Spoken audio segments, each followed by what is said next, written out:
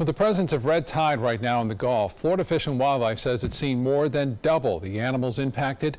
Now scientists fear what this may mean for future populations.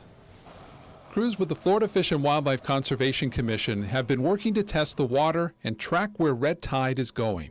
That way they can respond faster to calls of animals in distress. We're seeing more than double the number of animals being impacted at this time of the year from the red tide, and we're seeing large loggerhead sea turtles being affected.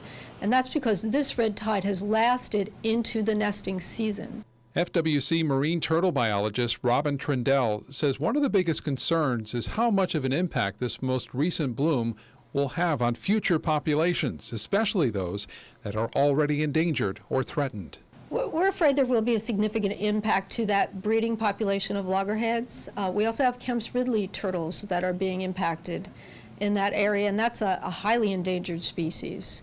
So we are concerned about the potential impact.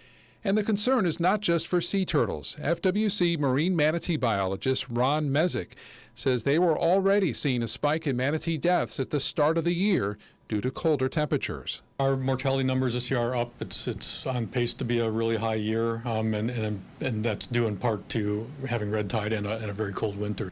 Red tide affects manatees in two ways. They inhale it, and people know how that feels if you're down in that area.